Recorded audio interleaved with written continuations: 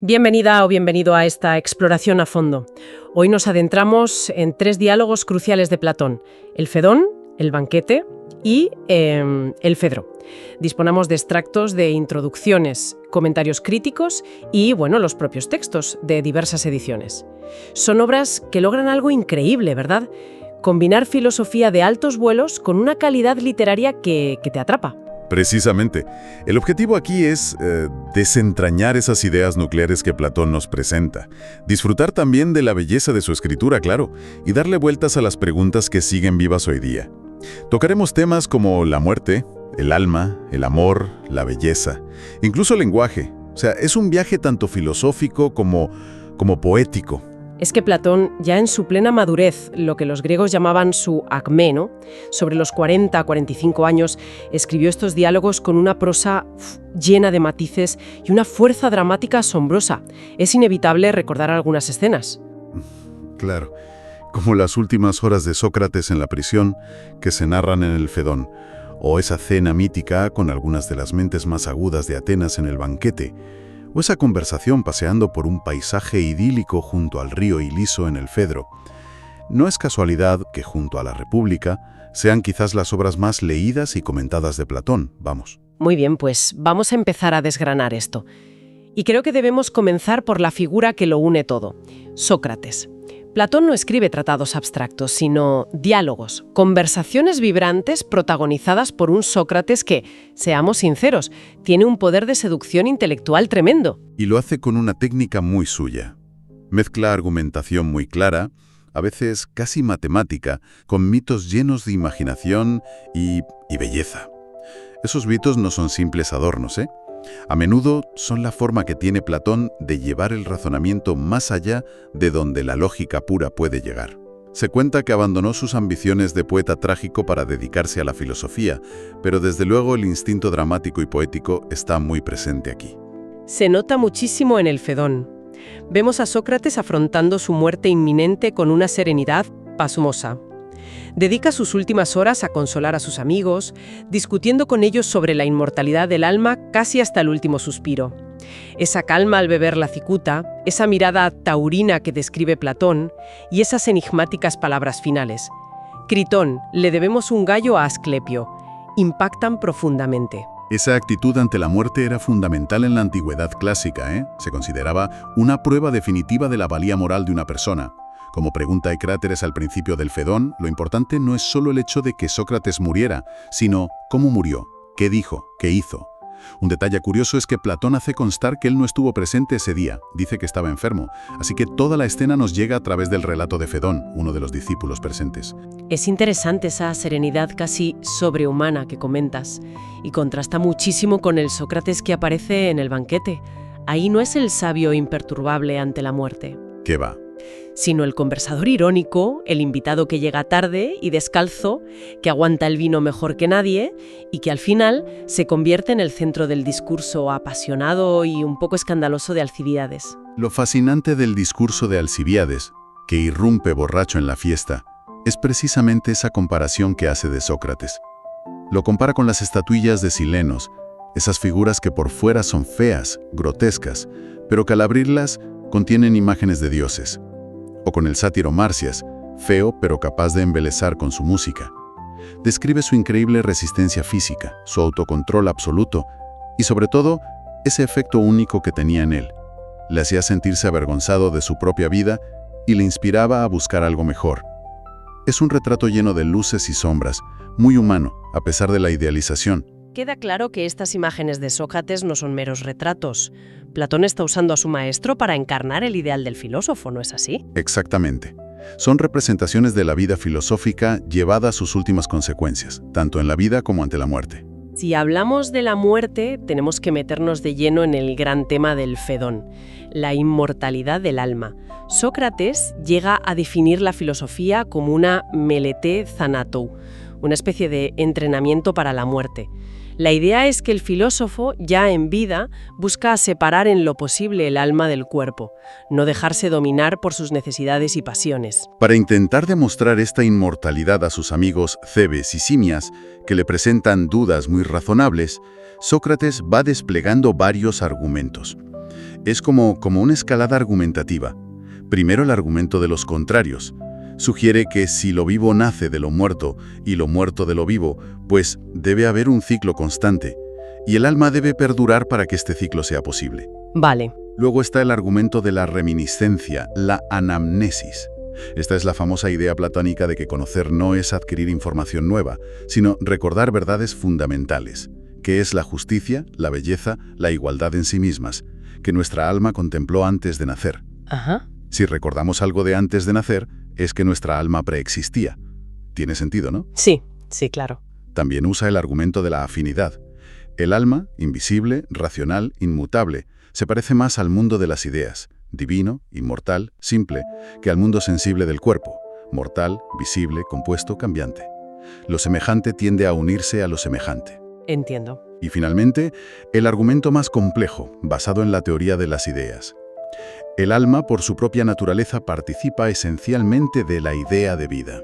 Y al igual que el número 3 no puede admitir la idea de par, el alma no puede admitir la idea contraria a la vida, que es la muerte.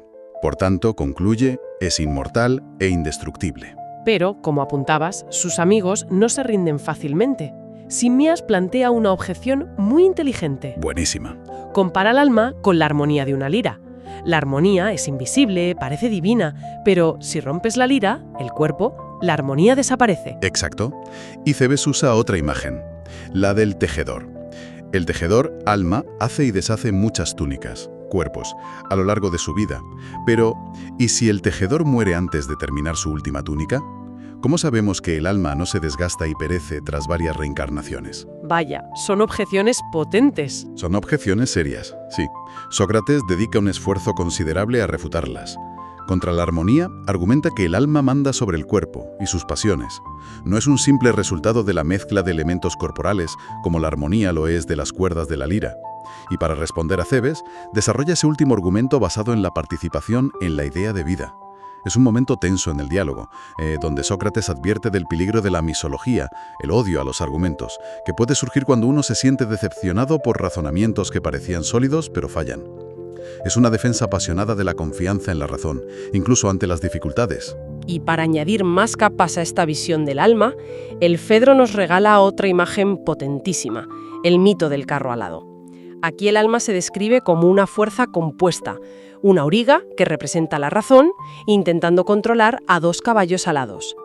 Uno es blanco, noble, disciplinado, representa el ánimo, la voluntad, el coraje, y el otro es negro, torpe, rebelde, representa los apetitos, los deseos más bajos.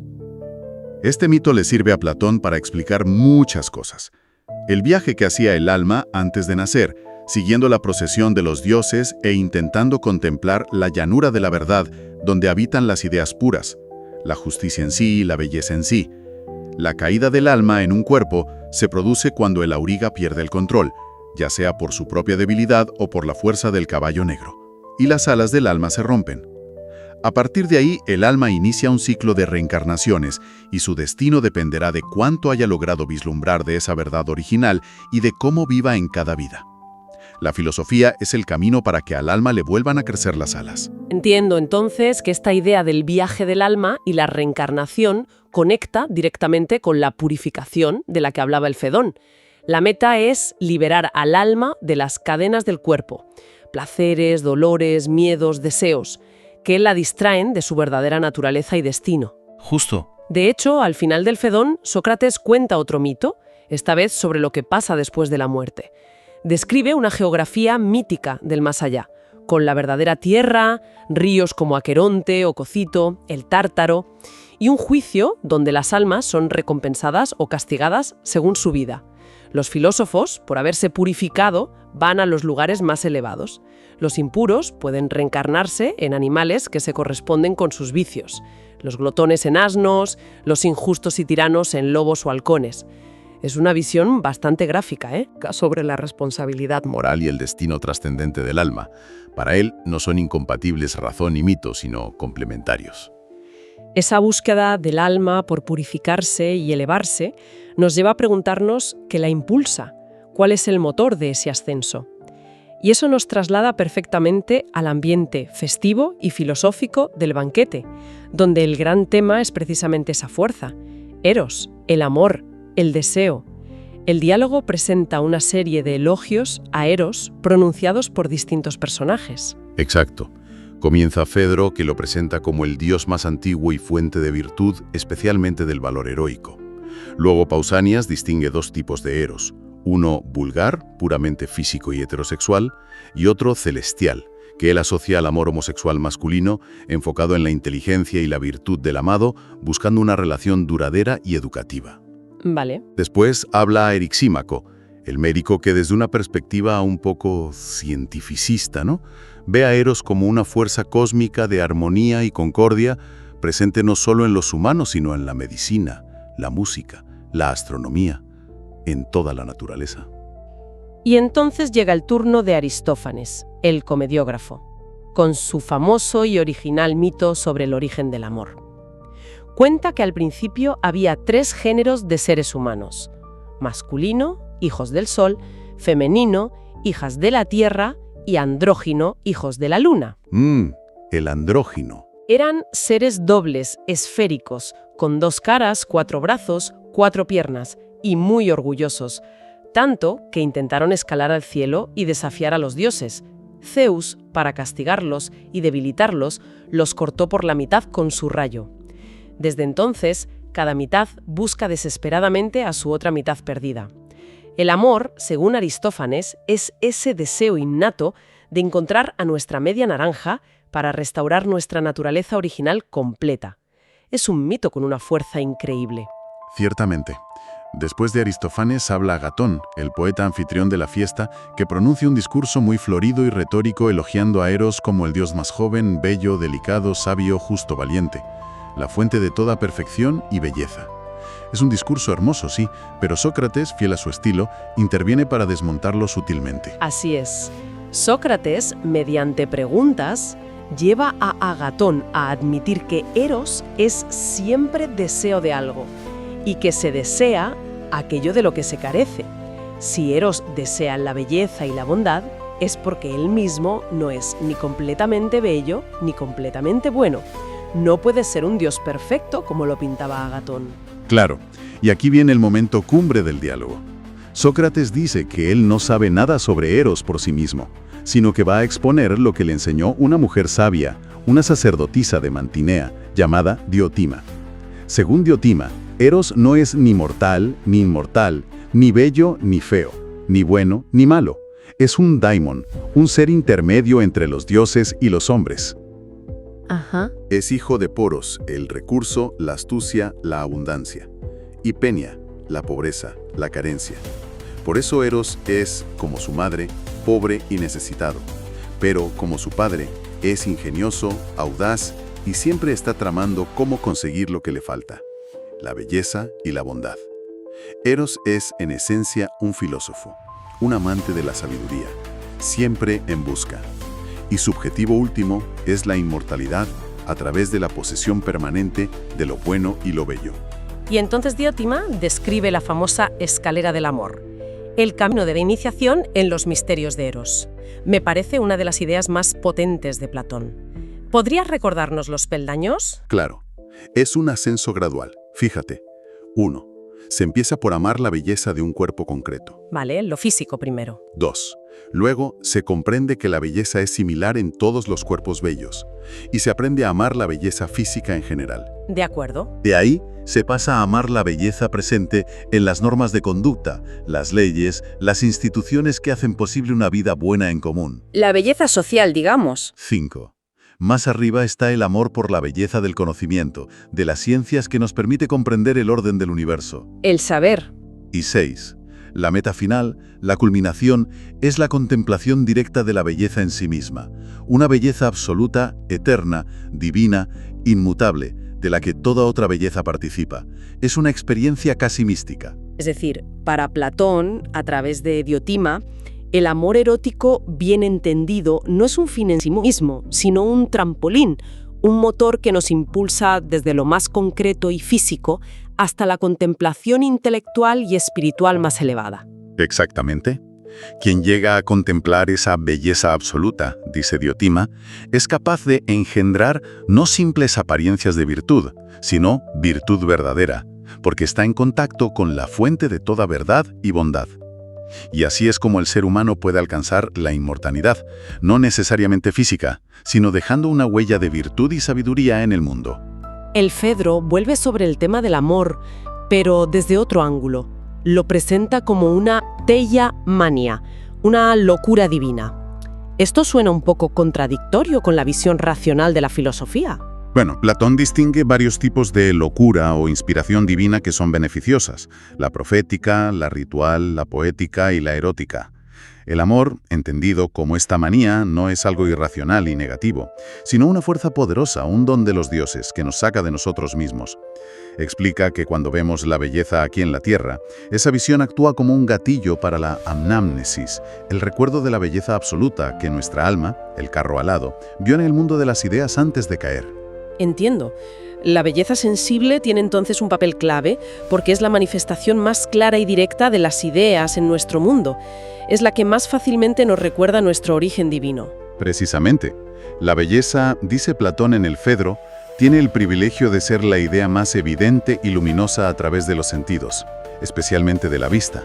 Ese fogonazo de belleza terrenal despierta el recuerdo de la belleza celestial y pone en marcha de nuevo el deseo del alma, el eros filosófico, de recuperar sus alas y emprender el viaje de retorno hacia lo divino. Pero el Fedro no se queda solo en el amor y el alma. En su segunda parte, da un giro y se centra en algo aparentemente distinto: el lenguaje, la retórica, el arte de hablar y escribir bien. Empieza con Sócrates y Fedro leyendo y criticando un discurso del famoso orador Lisias. Sí, es un discurso paradójico y un poco cínico, donde Lisias argumenta que un joven debería conceder sus favores a alguien que no está enamorado de él, en lugar de a un amante apasionado, porque el no amante es más racional, más fiable, menos molesto. Vaya argumento. Sí. Sócrates primero critica la forma y el contenido de este discurso y luego pronuncia el mismo dos discursos sobre el amor. Uno siguiendo la línea de Lisias, pero mejor construido, y otro totalmente opuesto, elogiando el amor como locura divina, que es el que hemos comentado antes. Y toda esta discusión sobre cómo hablar del amor le sirve a Platón para reflexionar sobre qué es la buena y la mala retórica, ¿verdad? Exacto. Critica la retórica de su tiempo, la de los sofistas y oradores como Lisias, por considerarla un arte vacío que solo busca persuadir a la multitud, agradar al público, basándose en lo verosímil, en la apariencia de verdad, eikos, pero sin preocuparse por la verdad misma. Frente a eso, propone una retórica filosófica auténtica. ¿Y cuáles serían las claves de esa verdadera retórica según Platón? Fundamentalmente 3, diría yo. Primero, el orador debe conocer la verdad sobre el tema del que habla. Sin conocimiento real solo se puede producir engaño o, palabrería. Lógico. Segundo, debe conocer la naturaleza del alma humana, los diferentes tipos de almas a los que se dirige, para poder adaptar su discurso de forma adecuada y ética a cada oyente. Es una especie de psicogagogía, de conducción del alma a través de la palabra. Conocer a tu público, vamos. Pero a fondo, sí. Y tercero, debe dominar la dialéctica. Para Platón, la dialéctica es el método filosófico supremo. Consiste en saber definir correctamente los conceptos, reuniendo, sinagoge, los casos particulares bajo una idea general, y luego dividiendo, diaéresis, esa idea general en sus especies o partes naturales, siguiendo las articulaciones reales de la propia realidad. La dialéctica permite estructurar el pensamiento y alcanzar la verdad, y por tanto es la base indispensable de cualquier discurso que aspire a ser algo más que mera persuasión. Conocer la verdad, conocer al público y dominar el método dialéctico. Parece exigente. Y justo cuando parece que ya ha definido el arte de hablar, Platón introduce una crítica bastante sorprendente a la escritura. Sí, lo hace a través de otro mito, esta vez egipcio. Cuenta la historia del dios Teut, inventor de muchas artes, entre ellas la escritura. Teut presenta su invento al rey Zamus, alabándolo como un fármacon, una medicina o remedio para la memoria y la sabiduría. Aquí la palabra fármacon es clave, ¿no? Porque tiene una doble cara, remedio y veneno. Exacto. Fármacon en griego puede significar ambas cosas, y el rey Zamus, con sabiduría, le responde a Teut señalando el lado peligroso del invento. Le dice que la escritura no fortalecerá la memoria, sino que producirá olvido, porque la gente se confiará a los signos externos y dejará de ejercitar su memoria interna. Además, dará una falsa apariencia de sabiduría. La gente podrá acumular mucha información leída, pero sin haberla comprendido ni asimilado realmente. Los textos escritos, dice Tamus, son como las pinturas. Parecen vivos, pero si les preguntas algo permanecen en silencio.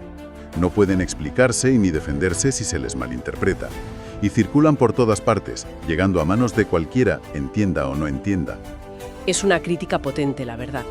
Sócrates concluye que el discurso verdaderamente valioso es el discurso vivo y animado, el que se inscribe en el alma del que aprende, a través del diálogo, de la interacción directa entre maestro y discípulo, cuando hay verdadero conocimiento detrás.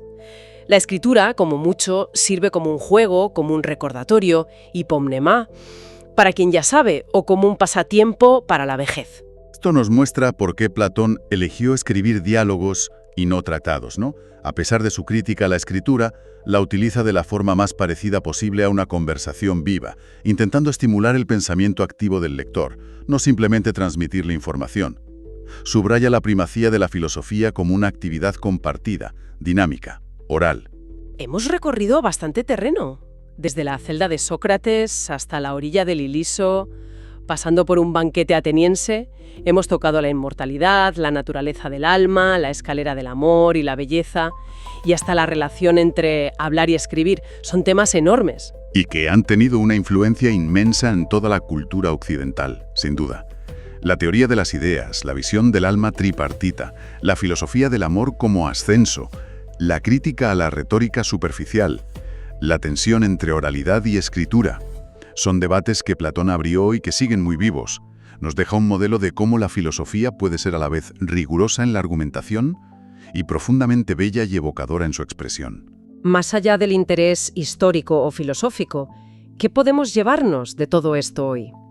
Me parece que estos diálogos son una invitación constante a pararnos a pensar sobre las cuestiones fundamentales. ¿Qué somos? ¿Qué anhelamos? ¿Cómo relacionarnos con los demás y con el conocimiento? Totalmente.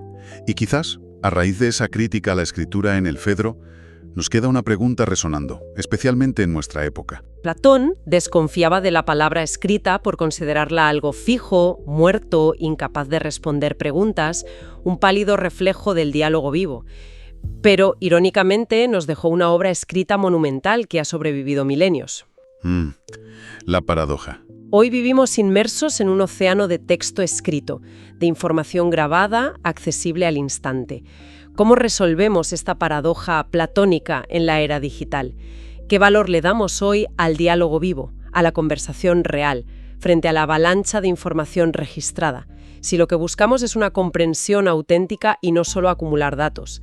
Ahí queda la reflexión.